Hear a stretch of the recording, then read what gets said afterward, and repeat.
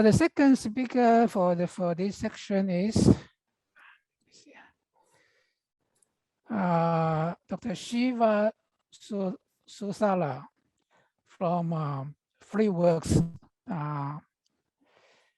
Let's give a brief introduction.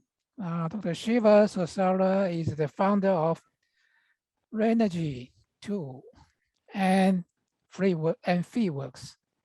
He has many years of experience in circular economy and clean tech innovation and investment. He's also a fellow of the prestigious Edmund Hillary Fellowship. So let's welcome Dr. Shiva.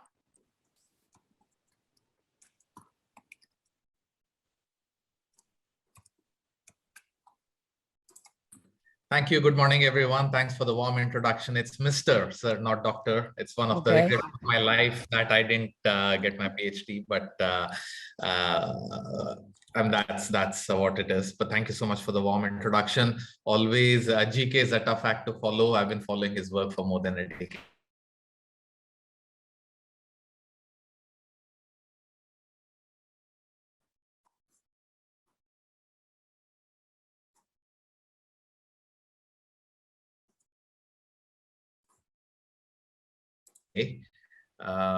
Therefore, I'll talk about our business, and it's also emerging as a field that a lot of people are interested in, and everyone has very strong views on the industry. So I'll just stick to what we do, and I'll keep it very compact because I know we are running behind on time.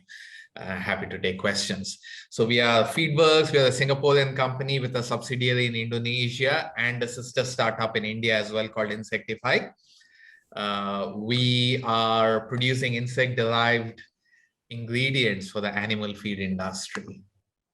So what's our vision? We aim to leverage the power of insects to make animal feed sustainable, nutritious, and traceable.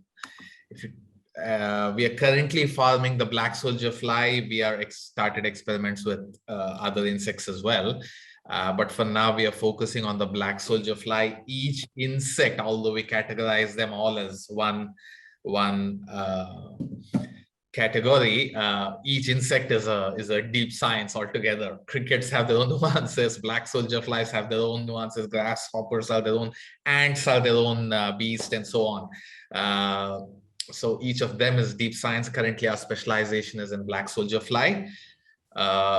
Particularly suited for the animal feed industry. It's optimally reared in tropical climate. So ASEAN is perfect for the black soldier fly from a weather perspective, climate perspective. It's ideal for animal feed because the cost structures are low. The life cycle is, turnover is fast, 18 days from egg to harvest. Just as an example, I'll give you the example of pet food, and compared to beef-based pet food, we've analyzed that BSF-based pet food has 2x the nutrients, along with other immunological benefits coming from the chitin and the other antimicrobial activity benefits that come from using BSF. BSF is non-pathogenic and non-allergenic compared to plant-based sources. Obviously, insects have a much more, they are known to cause fewer allergies in animals, livestock, as well as pets. And BSF also, the adult black soldier fly does not have a mouth. So it does not transmit vector diseases like other flies of the same, other species of the same fly family. And if you know, if you've been observing the recent viruses and the diseases that enter human food chains, they come from animal derived ingredients. So I think insects solve not just the ecological sustainability problem, they also offer potentially a solution to the disease transmission problem from animals into humans that we see currently. So the animal feed spectrum we classify by sort of plotting them across the value and volume chart. Pet food is a $120 billion industry. Within that, the alternative pet food segment is about 25-26 billion, going in double digits almost. But it's still low volume compared to the aqua feed, poultry feed, and swine feed industry, the livestock industry, but it's very, very high value. And like all smart startups in all disciplines, we have to look for early adopters where your economics make sense. So pet food is our first entry of choice. The next segment we're going to hit is specialty aqua, the more premium aqua feeds, and over time we want to transition into serving even the high volume, low value categories like the more commoditized aqua feed segments like shrimp feed, Vanamai shrimp feed, for example, or broiler feed or swine food and so on, where the per unit cost is less, but we get very, very large volume orders. As of now, we are focusing on pet food and started work in the specialty aqua space. So production technology is essentially the stack. We call it the FBRF stack. The F of the stack refers to the library of feedstock blends and recipes that we've worked with. No, you don't get the same feedstock in all places. So if you have any serious intentions of scaling up an insect business, you'll have to be able to work with a wide variety of feedstock blends. At FeedWerkz, we've developed a data library of over feedstock recipe blends to feed the insects. Agro-food processing and other surplus byproduct streams is what we've used. On a full fat basis, we've been able to more than 35-40 of these 50 blends give us yields of about 35% protein on a full fat meal basis. So we are pretty happy about it because consistency is a problem, as you know.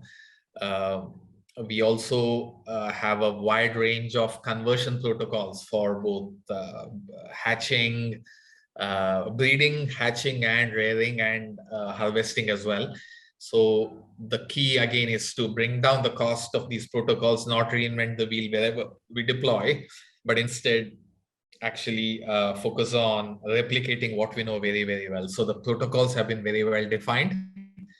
We have standards, conversion ratios, and FCRs that match the best in the industry. In some cases, better also. And we're improving all the time. The third component of the stack is the slate of rendering methods. So the first two modules of the stack give you the wet larvae. The insect larvae will have to render it into a form that is usable by the animal feed industry. We have about 3 techniques right now, but the 4th technique is what we are focusing on, wet rendering. That's what the fish meal industry does, for example, at scale, and we're trying to master that.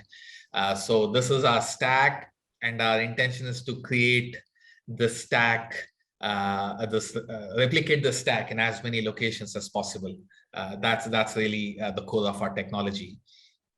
Anyone who's done anything in the insect industry, we all know what the problem is. The problem is that we need consistent, affordable, and predictable feedstock to feed our insects. That's the problem, guys. FCRs are still poor in BSF across the insect spectrum. We need to improve the FCRs. That will happen over time with better genetic breeding, improved superflies, and so on. In the interim, we need large amounts of feedstock. So we've experimented with a wide range of feedstocks over the last many, many years, 3-4 years already. Post-consumer food waste, expired food products from supermarkets, unsold market produce, veggies and meat, agri byproducts, food processing industry byproducts, right? So we've settled down first on palm oil mill byproducts right now in both Indonesia and India. So we believe they offer a steady stream of byproducts. They produce throughout the year, predictable schedules. The volumes are large, very, very large. They can support our requirements.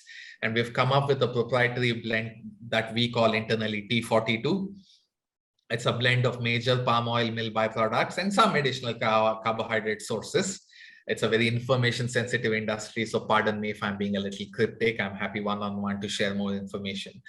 With T42, we are getting industry standard FCRs and very, very robust amino acid profiles that can satisfy the animal feed industry. So we believe we've landed on something that is very, very scalable right now. We are taking this knowledge to other oil mill industries as well. The second largest one in Asia is rapeseed, right? So we are focused on that as well, and we have started some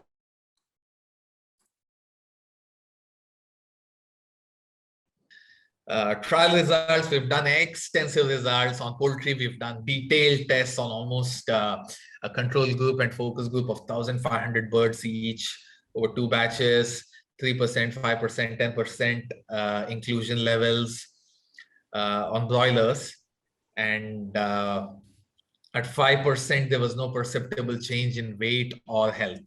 Right, so it was very encouraging. So if you can bring the cost down, it's a great at a 5% inclusion level, it can offset soy and some other. Soy is weak in some other some components. It can also replace some other additional components that are used in the feed. So net at 5%, it saves money, but also adds a lot of value for the poultry feed mills. On dogs, we've got some initial trials indicating good palatability and gut health on small dogs. We've just started a trial on big dogs, shouldn't be a problem. We are scaling up the trials right now in Australia. We started some small trials on tilapia fish. So far, so good.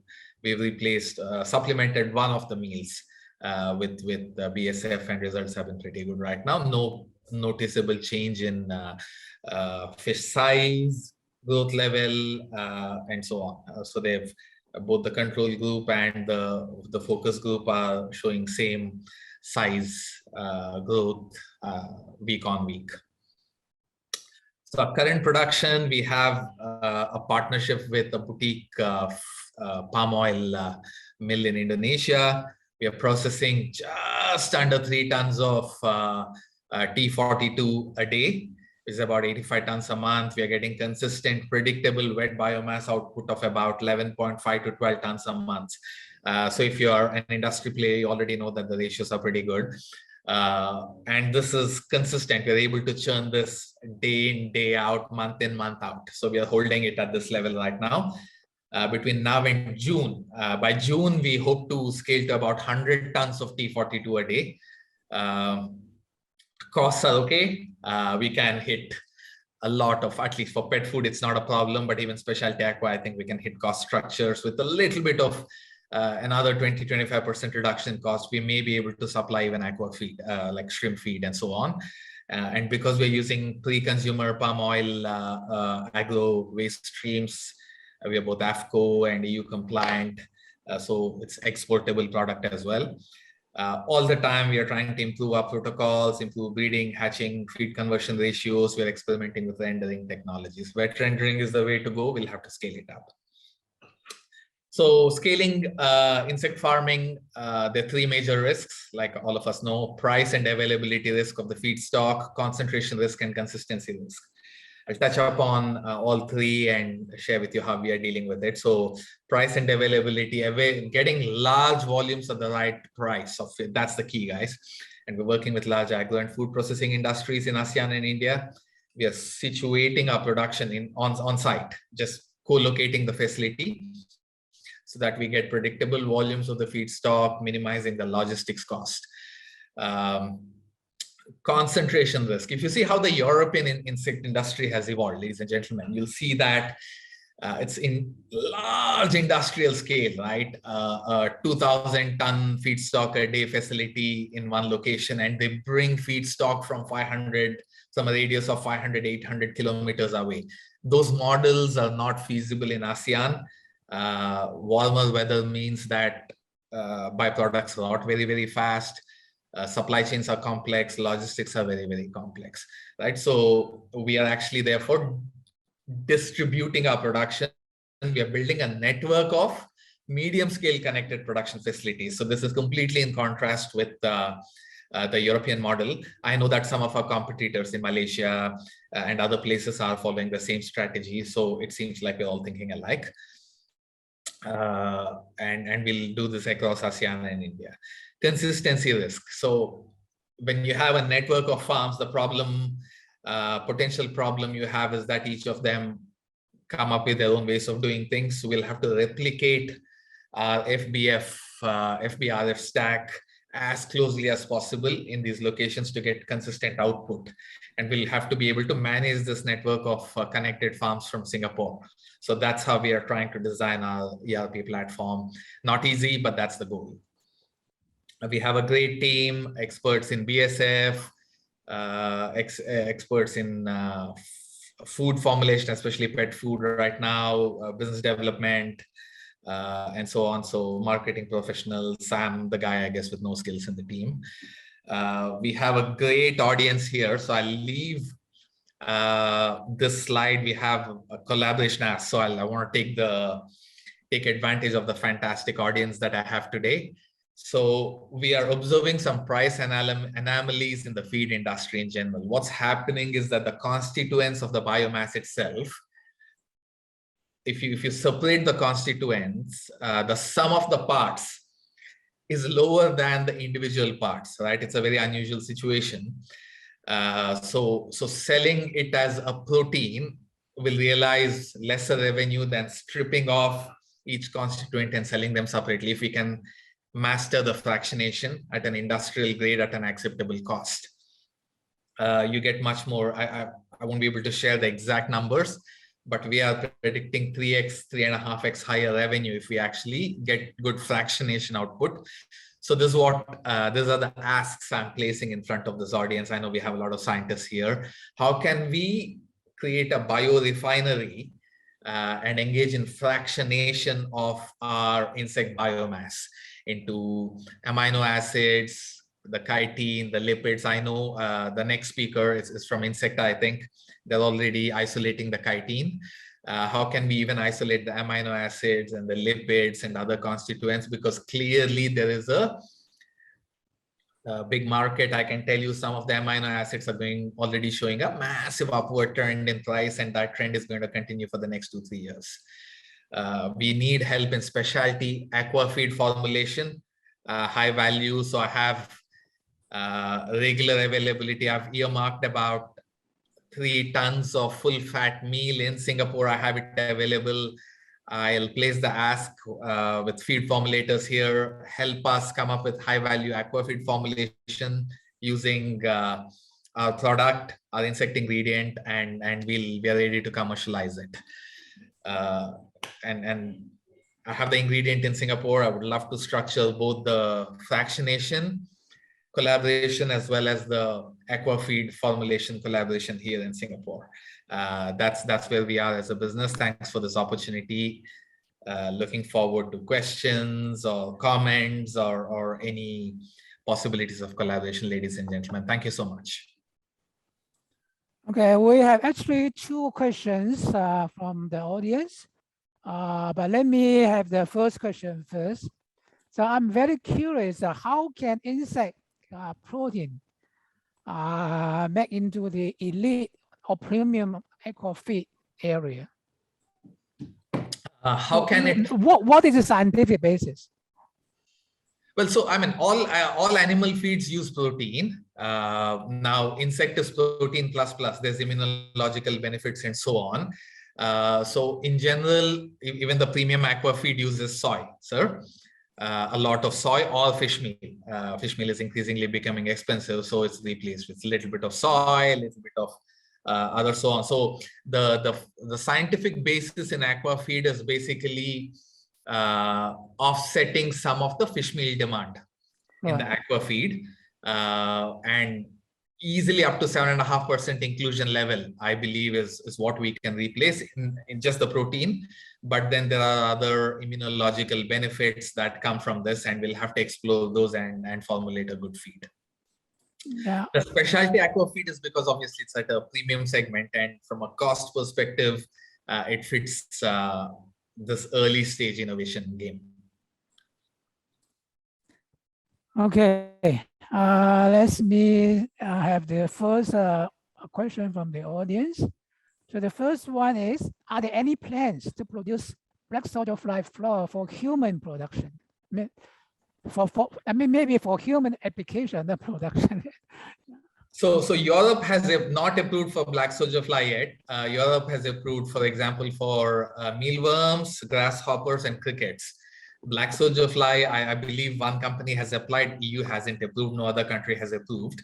There's definitely a higher yuck factor when it comes to black soldier fly. At this point, our production is actually human grade quality, sir. We are using, there's no evidence that post-consumer waste is harmful. It's just the EU standard that says, hey, you have to use pre-consumer waste streams. They want to eliminate competition from Asia. There doesn't seem to be any risk so far. We have a lot of trial data from post-consumer waste streams. There's no discernible difference. But at this point, most BSF companies are focusing on the animal feed industry. All the other insects are way too expensive to serve the animal feed industry, I believe. Mealworms are okay, but still quite expensive. From a quality perspective, we are there, but I don't know if we'll get past the stigma in the near term or get approvals. So, okay, we have a second question, which is, are there any escape risk? From what I understand, the BSF are kept in captive environment. So what is the risk of BSF escaping and getting into the society? Great question. So we are very cognizant of biohazard risks. So all our facilities are completely secured. So there is very, very low probability of the flies escaping. Now that said, the adult black soldier fly is a unique insect in that it's non-pathogenic, non-vector carrying. It doesn't even have a mouth. So the adult black soldier fly does not feed, which means there is no risk of it carrying diseases and spreading them. All the adult black soldier fly does, over 4 days, it mates, lays eggs, and then dies. So even if it escapes, there is very little risk of it becoming a vector disease carrier. But that said, our facilities are all, we recognize the risk. It's not like the grasshoppers or the crickets that wipe out grain crops across Asia last year, if you remember, maybe it was 2019. There's no risk like that. That said, our facilities are all top level biohazard certified. There's very little chance of that happening. 1 or 2 flies escape, they're harmless largely. Okay. Okay, so I think for the sake of time, let's move ahead. Before that, let's thank Shiva for the excellent talk. Thank you. Thank you so much for this opportunity, and looking forward, if there are collaboration possibilities, let me know, ladies and gentlemen. Thank you so much.